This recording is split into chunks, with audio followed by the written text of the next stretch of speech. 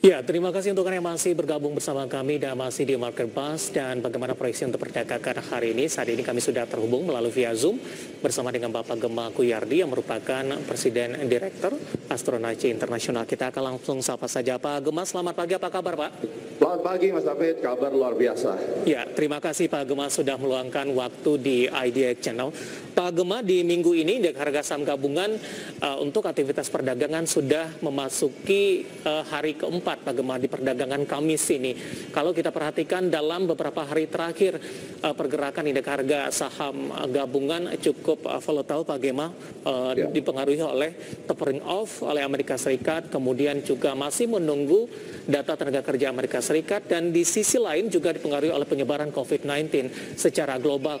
Bagaimana Anda melihat beberapa sentimen yang berkembang, kemudian juga arah dari pergerakan indeks harga saham gabungan dalam beberapa hari terakhir? Oke, selamat pagi pemirsa, saya Gema Kuyardi. Hari ini kita akan langsung melihat dulu secara besarnya ya, bahwa sejak Agustus itu sudah ada money flow ke market, itu tidak bisa dipungkiri, sehingga bottom bulan Mei atau titik terendah bulan Mei itu sudah ditinggalkan. Dan saat ini indeks kita bergerak di dalam kondisi sideways atau membentuk complex correction kalau di dalam wave analysis atau analisa gelombang harga, di mana pergerakan sideways ini harusnya akan berlanjut setidaknya untuk 4-8 minggu. Itu yang pertama.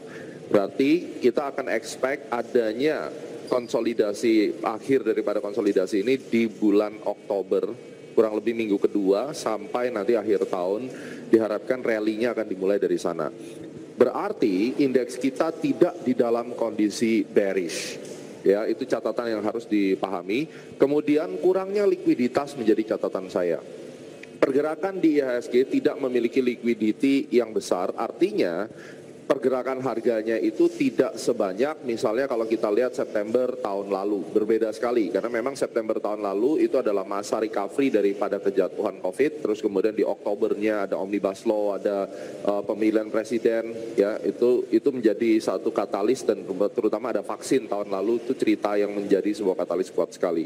Tetapi di tahun ini sideways menguasai pasar, dan dengan adanya liquidity yang kurang ini harus menunggu pada saat nanti market movernya atau market maker yang saat ini memang memiliki kepentingan di bursa kita telah merasa cukup melakukan akumulasi, dan kemudian mereka akan kembali menaikkan harga-harga saham yang sekiranya menjadi pilihan mereka. Jadi kalau dikatakan apakah bear, tidak. Nah, untuk short termnya, dari sini kita harus lihat di dalam kondisi sideways seperti ini, strategi investment atau trading yang terbaik adalah satu, Anda melihat secara long term saham-saham yang bakal naik dari sisi intrinsic value-nya. Kemudian yang kedua, Anda harus benar-benar mencari support yang kuat baik sisi price maupun sisi time. Jadi time support, price support itu untuk IHSG kita hitung, dan kemudian untuk saham-saham yang lainnya kita beli waktu lagi melemah. That's the only reason untuk kita masuk. Sedangkan kita melihat Dow Jones serta Nasdaq, mereka semua tidak terkena dampak tapering yang begitu besar, karena kita tahu tapering itu 2013 Ben Bernanke memberikan surprise, tetapi di tahun 2021 ini harusnya tidak terlalu masif karena market sudah bersiap-siap, termasuk India, mereka sudah mempersiapkan, dan Indonesia pun, Bank Indonesia juga mempersiapkan strateginya, jadi harusnya tidak begitu masalah. Dan kalau kita lihat di rupiah sendiri sangat menguat ya, 14.200-an ya, dibandingkan beberapa minggu lalu masih di 14.500-an. So I think makro Indonesia pilihannya cuma dua sih, ngelihat utang itu yang pertama, jadi utang ini mungkin jadi concern. Kemudian kita ngelihat consumer spending dan consumer confidence yang drop nih angkanya ke 80. Ini menjadi salah satu pertanyaan, kenapa drop? Apakah PPKM? Mungkin saja PPKM gitu. Tetapi kalau kita perhatikan backbone consumer spending dan Indonesia, ini yang tidak boleh ditawar. Jadi kalau di Indonesia ini consumernya drop dan daya beli masyarakat itu turun karena kemampuan mereka beli karena kesulitan ekonomi, ini yang akan menjadi bola salju di tahun depan. Nah, ini yang harus benar-benar diperhatikan. Kemudahan dan lain-lain ini harus segera dilaksanakan, otherwise market kita akan impact. Makanya sideways ini mencerminkan kondisi makro dan mikro yang terjadi, tetapi saya percaya bahwa dengan adanya gap-gap harga yang masih ada hutang di atas, kayak Bank Mandiri ada di 7.600, berarti ini satu clue at the end of the story-nya itu indeks akan naik lagi, kurang lebih begitu. Baik Pak Gema, tadi Anda katakan indeks harga saham gabungan memang bergerak fluktuatif begitu, tapi di sisi lain tidak masuk ke dalam kategori bearish, artinya bullish begitu Pak? Kita masih dalam long term bullish yes, dan sekarang masih di dalam fase konsolidasi, artinya sideways jangka panjang ya. Jangka panjang nih kalau kita bicara panjang ya mungkin 6 bulan ke atas gitu, bahkan bisa sampai 1 tahun. Dan ini pun sudah saya sampaikan di tahun 2020 awal, kalau masih ingat di MNC di IDX Channel juga saya sampaikan bahwa tahun 2021 adalah the bearish year, the sideways year, maaf. Jadi the sideways year itu adalah pergerakannya itu bergerak di dalam kondisi sideways hampir the whole year, dan 2022 baru mulai akan naik lagi. Itu vision saya di 2020, dan nampaknya memang diganjel di kuartal 3 nih. Ya, kita harapkan nanti pada saat Sun moves in Capricorn 21 Desember sebelumnya, atau Thanksgiving 26-27 November, itu yang akan menjadi pemantik bahwa market kita akan lanjut ke atas. Pak Gema, dengan posisi indeks harga saham gabungan ditutup pada perdagangan kemarin di 6.090, tidak dalam kondisi bearish, tapi ada tidak Pak batasan titik support yang mungkin bisa diwaspadai Pak Gema? Kalau dia di bawah 5.700 dan terus turun itu bahaya. Itu kuncinya. Jadi angka 5700 ini menjadi sebuah gerbang akhir daripada konsolidasi, dan dia terus akan melemah ke bawah. Kalaupun dia tembus 5.700 tetapi minggu berikutnya dia kembali naik lagi, it's okay, itu karakteristiknya. Tetapi begitu dia melewati area 5.700 dan titik keseimbangan market itu maunya adalah harga terus diperdagangkan di 5.700, ini gawat nih buat indeks kita. Itu bisa lanjut turun lagi sampai 5.200-an. Jadi kita lihat bersama. Kemungkinannya ada nggak? Selalu ada kemungkinan, di market nggak ada yang nggak mungkin, tetapi less likely atau sekitar 20% lah kejadiannya. Gitu. Meskipun dalam sisi range ini dari posisi penutupan perdagang kemarin 6.090 ke level 5.700 ini masih cukup lebar Pak Gema. Masih jauh, iya. Makanya kan kita persiapkan range yang benar gitu loh. Jangan hanya memberikan support-support yang kecil bikin masyarakat panik. Selama dia tidak tembus 5.700 udah tutup mata gitu aja. Karena memang di dalam sideways itu membuat orang banyak berpikir halusinasi, ketakutan. Karena satu minggu ini bisa bullish, minggu depan merah semua marketnya kan gitu. Nah pemula-pemula atau investor yang tidak melihat cycle biasanya mereka akan berpikir bahwa aduh market kita tidak menentu. Memang di dalam kondisi sideways banyak orang yang akan stres. Tetapi kuartal 3 ini kan baru gerbang masuk kuartal 3. Mudah-mudahan nanti juga didukung dengan earnings report yang membaik. Ya, yang penting pemerintah segera merilis PPKM, jangan kepanjangan, karena ini kayaknya udah masuk ke consumer confidence number-nya udah turun, karena PPKM yang sebelumnya tidak mengganggu consumer spending dan confidence. Berarti ini ada satu masalah yang saya rasa pemerintah dan Menteri Keuangan mesti lihat baik-baik.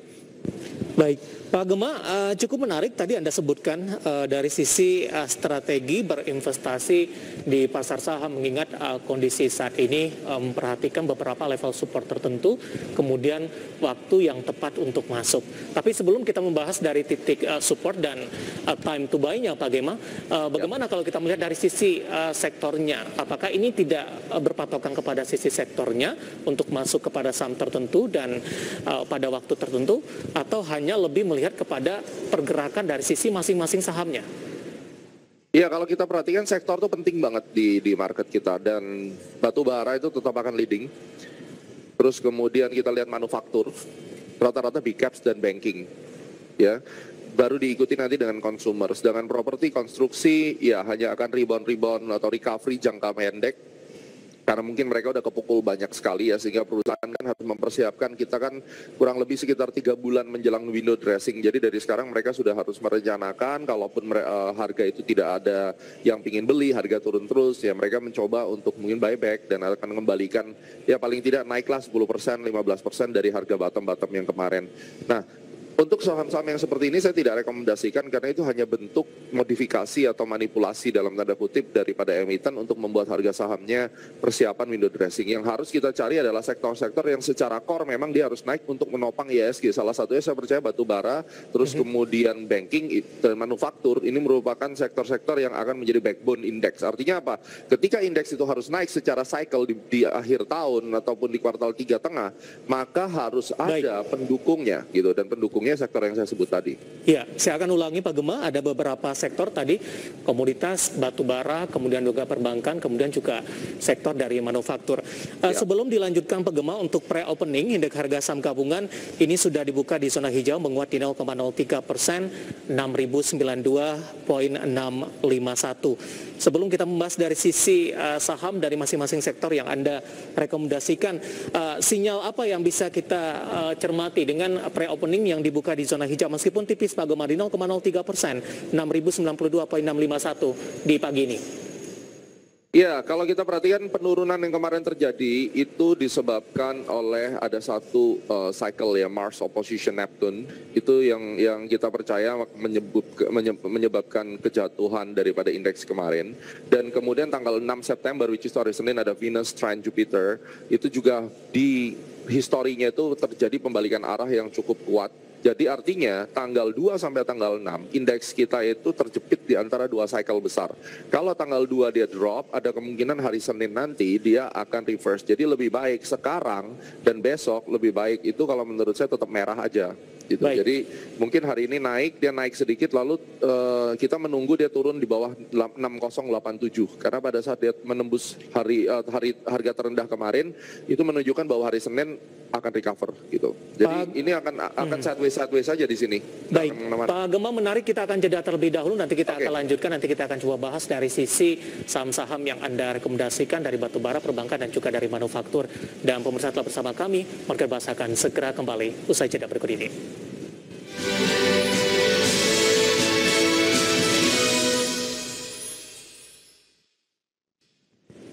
Ya, pemirsa masih di Market Bahas dan aktivitas perdagangan di sesi pertama hari ini sudah dibuka pemirsa. Kita akan coba update di mana di pembukaan sesi pertama diperdagangkan hari ini indeks harga saham gabungan dibuka di zona hijau mengalami penguatan di 0,16% dan 6.100 kembali diduduki oleh indeks harga saham gabungan.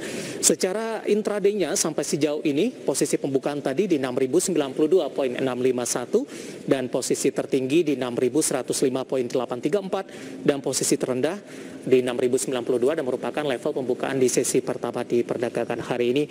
Dan kita sama-sama harapkan untuk indeks harga saham gabungan ini terus melanjutkan penguatan tentunya. Dan kita masih berbincang bersama dengan Bapak Gema Kuyardi, Presiden Direktur Astronaci Internasional. Pak Gema, kita lanjutkan kembali Pak. Oke. Ya, menyambung perbincangan kita di segmen sebelumnya Pak Gema terkait juga dengan beberapa sektor tadi yang Anda rekomendasikan, komoditas batubara, perbankan, kemudian juga ada manufaktur. Kita akan coba lihat terlebih dahulu dari sisi beberapa saham yang Anda rekomendasikan Pak Gema. Dapat Anda saksikan juga di layar televisi Anda pemirsa saham-saham yang direkomendasikan oleh Bapak Gema Kuyardi dan mungkin saja bisa menjadi salah satu referensi untuk Anda. Dan lagi-lagi keputusan investasi tetap ada di tangan Anda para investor dan trader pasar modal Indonesia. Ya, dari komoditas ada ITMG pemirsa dari perbankan Big Cap BMRI di 7.600 targetnya, ITMG di 17.600, kemudian juga ada Astra Internasional dengan target price ada di 5.700. Pak Gema, pemilihan dari perbankan Big Cap Pak, BMRI tampaknya lebih direkomendasikan dengan target price di 7.600. Betul, jadi dari sisi pola pergerakan harga Bank Mandiri itu lebih diuntungkan daripada bank yang lain. Dan salah satunya adalah dia ada pola double bottom yang cukup besar. Terus kemudian secara target price saya masih percaya bahwa itu ke 7.500 karena di situ ada gap yang tertinggal sejak waktu dia jatuh di bulan-bulan yang lalu di tahun 2020 ketika ada corona ya, kurang lebih itu sejak Februari 2020. Jadi dia akan mengejar titik keseimbangan atau ada order yang hilang di sana yang belum tertutup, berarti dia akan menuju ke sana. Jadi kalau misalnya kita perhatikan dari harga 6.000 sampai 7.600 kan masih menarik sekali ya secara percentage. Tetapi sekali lagi rekomendasi yang kita berikan ini adalah untuk para trader yang memang ingin placing dengan jumlah uang besar dan kemudian mereka hold ya, selain dapat dividen benefitnya, maka salah satu saham yang saya sebutkan ini kan bisa beli dalam jumlah banyak dan target price-nya secara percentage lumayan. Terus kemudian dari Astra Internasional kita melihat secara pandemi itu story-nya orang pada belanja mobil juga, itu yang memang aneh juga ya, dan terlihat memang dari pola pergerakan harganya dia sudah keluar daripada tekanan jual yang muncul sejak awal 2021 dan saat ini membuat sebuah konsolidasi yang menurut saya besar peluangnya untuk dia lanjutkan sampai 6.500 sampai bahkan 6.250 ya, dengan target minimum 5.700 itu untuk Astra. Sedangkan untuk ITMG itu menarik, ITMG selalu berkebalikan dengan IHSG. Setiap kali IHSG hijau dia merah dan setiap kali IHSG merah dia hijau. Jadi kayak misalnya hari ini dia membentuk sebuah pelemahan tanggal 2, dia punya pengaruh juga dengan cycle Mars Neptune tadi, berarti dia nanti akan drop kurang lebih sampai tanggal 6 gitu. Terus kemudian kita bisa lihat tanggal 6 pada saat ITMG mulai membentuk support baru, kita bisa melakukan pembelian. Jadi ITMG untuk mid to long term termasuk one of the best saham batubara yang perlu diperhatikan. Baik, dari perbankan Pak Gemah, BMRI tadi lebih Anda rekomendasikan begitu, di mana di pembukaan sesi pertama hari ini menguat di 1,25% dan berada di level 6.075 dengan target price tadi di 7.600. Bergeser ke perbankan big cap-nya Pak Gemah, di mana pada perdagangan kemarin ini emiten ini cukup banyak diperbincangkan. BBRI yang akan melakukan right issue dinilai banyak pihak ini menarik perhatian begitu, tapi nyatanya dari sisi teknikal kemarin tertekan dan pembukaan sesi pertama hari ini juga melanjutkan tekanan Pak Gemah. Ya, BBRI hari ini sih candle-nya udah hijau, tetapi dia memang bergerak di dalam sideways yang luar biasa beratnya. Menurut saya sekarang untuk range tradingnya saya kasih ya 3.850 sampai 4.100. Itu adalah range yang menurut saya akan terus terjadi sampai dia right issue. Ya. Sehingga kalau kita mau bicara untuk melakukan pembelian, BBRI juga boleh sebenarnya dengan target minimum 4.200 karena di situ ada gap, terus kemudian berikutnya ada di 4.700. Jadi either Bank Mandiri maupun Bank BRI sebenarnya ada dua saham yang layak dibeli, cuma yang satu ada corporate action, yang satu tidak ada corporate action. Mungkin bagi sebagian orang males ya kalau misalnya mau beli saham lagi ada corporate actionnya gitu. Baik, sebelum membahas dari beberapa sektor dan saham lainnya, Pak Gemah, saya akan sampaikan terlebih dahulu data dari pembukaan kegiatan perdagangan di sesi pertama hari ini yang berhasil dihimpun oleh tim redaksi kami. Dapat Anda saksikan juga di layar televisi Anda pemirsa.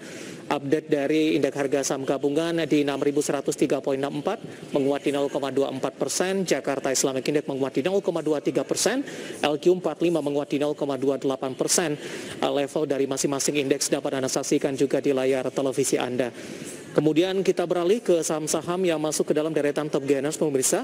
Ada Tower menguat di 5,19% di 1.415. Kemudian juga ada HAIS menguat di 24,60%. BBYB juga menguat di 1,27%. IPCC menguat di 13,22%. Kita beralih ke grafis selanjutnya, kita akan coba lihat saham-saham yang masuk ke dalam deretan top losers yang mengalami tekanan yang cukup dalam. BBRI melemah di 0,26%, tadi juga direkomendasikan. NICL tertekan di 6,40%. Adaro dari pertambangan batubara melemah di 0,38% dan Antam setelah mengalami penguatan signifikan pada perdagangan kemarin, hari ini juga koreksi di 1,26%. Ya, beberapa informasi grafis yang berhasil dihimpun oleh tim redaksi kami dan semoga bisa menjadi salah satu referensi untuk Anda. Pak Gemah, kita lanjutkan kembali Pak. Ya. Dari sektor komoditas pertambangan batubara, Pak Gemah, ini tampaknya rotasi juga cepat terjadi setelah kemarin mengalami penguatan signifikan, hari ini mengalami koreksi.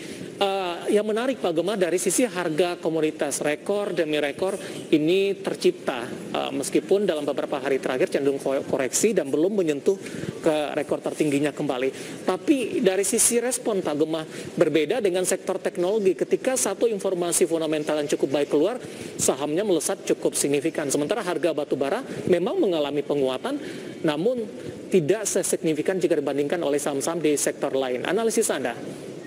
Iya, karena memang mereka memiliki karakter yang berbeda dan kemudian market leadernya si batubara kan sekarang dipegang ITMG ya, dan kalau Anda lihat pada saat indeksnya merah dia akan hijau karena dia kebalikan terus. Nah ini yang menarik. Jadi selama indeks sideways dia ada kesempatan untuk terus naik dan kita mesti pintar-pintar cari saham batubara yang memang strong dan memiliki tren jangka panjang yang bagus. Itu memang berbeda karakternya dengan saham teknologi, hype-nya juga berbeda, tapi kedua-duanya merupakan market yang dipilih secara natural oleh pelaku pasar atau hot money itu untuk mereka invest. Kurang lebih gitu. Dan saya sedikit update ya.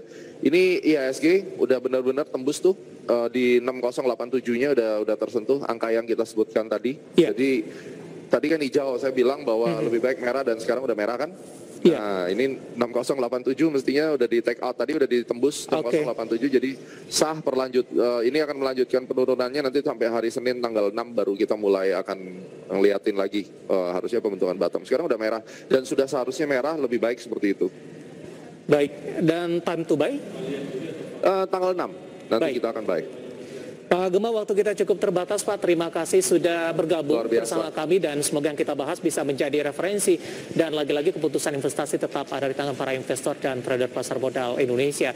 Pak Gema, terima kasih, sehat selalu, Pak. Terima kasih, Pak. Ya, terima kasih. Tadi ada Bapak Gema Guyardi, Presiden Direktur Astronaci Internasional. Dan pemirsa tetap di tempat Anda karena setelah ini Power Breakfast akan kembali dengan rekan saya Wiki Adrian dan juga Prisa Sumudatu. Kami akan segera kembali sesaat lagi.